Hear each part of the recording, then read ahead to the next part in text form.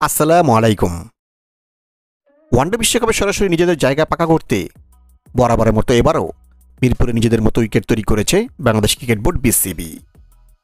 ফলাফল ওয়েস্ট ইন্ডিজের বিপক্ষে প্রথম ওয়ানডেতে জিতে ইতিমধ্যে সিরিজে 1-0 এগিয়ে গেছে বাংলাদেশ দল। যদিও নিজেদের দেশে খেলা হলে সকলেই নিজেদের মতো উইকেট তৈরি করে সেই সুবিধা নিয়ে থাকে। যাই হোক, প্রথম ওয়ানডেতে জিতে যাওয়ায় এখন দ্বিতীয় ওয়ানডে ম্যাচটিতে জিততে পারলেই অনেকদিন পর কোনো ওয়ানডে সিরিজ নিজেদের করে নিতে পারবে টাইগাররা। মঙ্গলবার বাংলাদেশ সময় দুপুর 1:30 শুরু হবে বাংলাদেশ বনাম ওয়েস্ট ইন্ডিজের মধ্যকার দ্বিতীয় ওয়ানডে ম্যাচটি।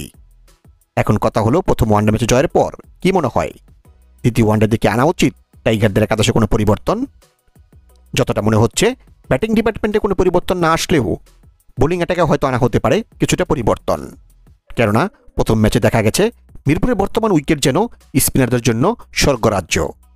তাই একই রকম উইকেটে যদি দ্বিতীয় ম্যাচটাও হয় তাহলে হতে পারে পেসার আরেকজন কমিয়ে আরেকজন স্পিনার হয়তো যোগ করা হতে পারে মূল একাদশে।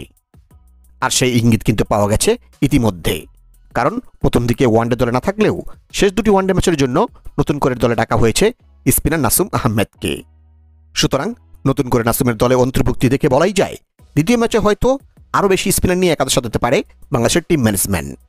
তো চলুন দেখে নেওয়া যাক শেষ পর্যন্ত নাসুম একাদশে ফিরলে দ্বিতীয় ওয়ানডেতে কেমন হতে পারে টাইগারদের সম্ভাব্য নতুন একাদশটি। ওয়েস্ট ইন্ডিজের বিপক্ষে দ্বিতীয় ওয়ানডে ম্যাচে বাংলাদেশ দলের সম্ভাব্য নতুন একাদশ: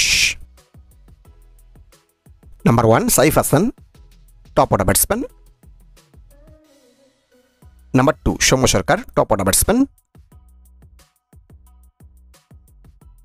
number 3 Najmul Hossain Shanto, one down batsman.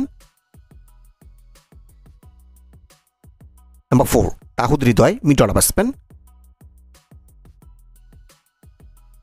Number 5 Mahidul Islam Ankon, mid order batsman. Number 6 Mehedi Hasan Miraz, batting allrounder and captain. Number 7 Nurul Hasan Sohan, wicket keeper and batsman. Number 8 Rishad Hossain, bowling allrounder.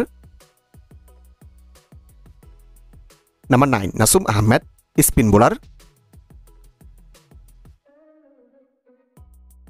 Number 10 Tanvir Islam, spin bowler. আর number 11 Mustafizur Rahman, fast bowler.